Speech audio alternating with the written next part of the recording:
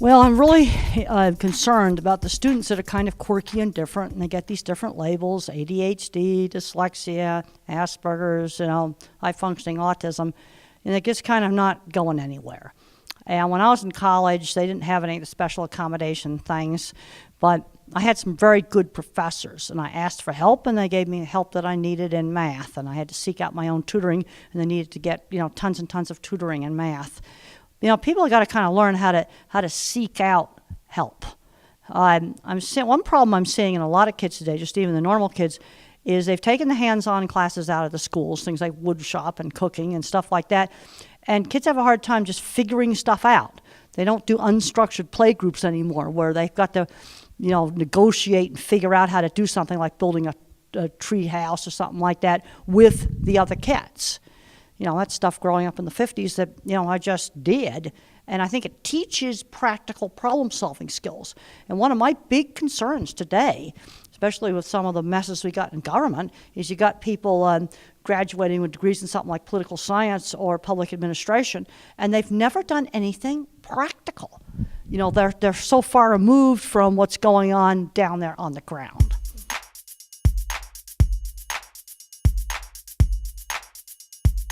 Well, I'm an extreme visual thinker.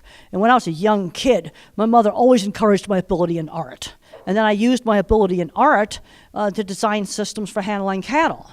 Math, that was terrible for me, especially algebra. And there's some kids that can't do algebra. We need to jump them right to geometry and trig.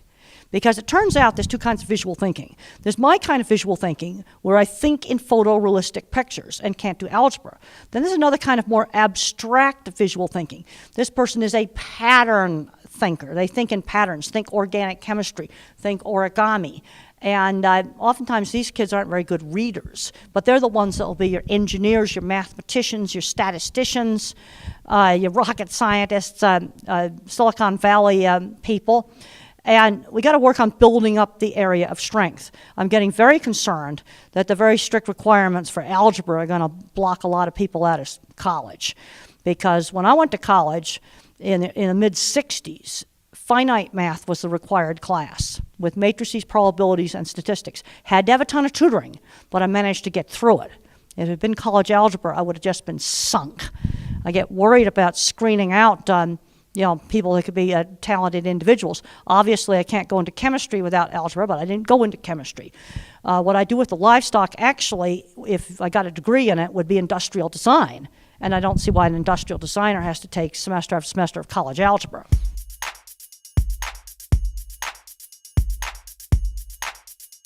I think a lot of these online classes are going to be really good. I mean, I was just delighted when I heard that Stanford was doing free classes online. This is something that's going to open the door for a lot of, the kind of quirky, different kids that have uneven skills, because they might really excel in computer programming, but their ability to write narrative might be really bad. And they can make themselves knowledgeable in the things that they're good at. We need to be thinking a lot more about what is a student going to be after he graduates? Because I'm seeing a lot of kids that are quirky and different with a number of different labels. And I want to tell you, these labels are not accurate. A lot of these labels are based on discussions that doctors have in hotel meeting rooms, very much like the one we're sitting in right now. And yeah, some based in science, but about half of it based in sitting around hashing it out at a committee meeting. And I'm seeing kids living the label. And I really got to thinking about that last night. I was on the computer because we got a very bad fire in Fort Collins right now, forest fire. And I'm really concerned about what is burning up in town. And I was watching online, watching the news, and I had to watch all the advertisements before I could watch the news. And there was this guy that had lost an arm, and he was doing archery with an Olympic-type bow, using his foot to pull the bow back. And I'm going, wow. That guy, yes, he's got a handicap, but that guy had to really work. And of course, he had to pick out the right sport. I don't think golf would have worked. He had to pick out one that he actually could do. And to really achieve, you've got to do a lot of hard work. I didn't learn my cattle handling design stuff overnight, but I'm seeing some kids kind of getting a handicap mentality and not willing to put in the effort. We need to do accommodations, because if I hadn't had tutoring, I would have never gotten through math.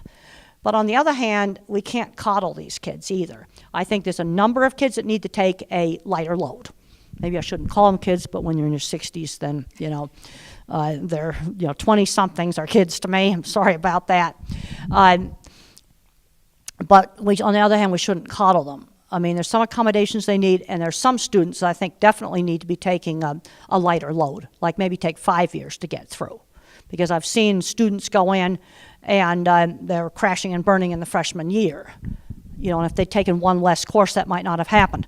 Also, there's a lot of problems with time management.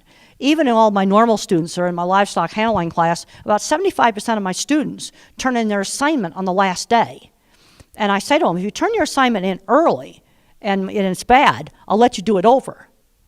And only about 25% of the class, and this is so-called normal students, turn the assignment in early, or they just wait until the last day. And I said, last day, unless you break your leg or there's a funeral or death in the family, I've got no mercy. Or you're really sick and in the hospital.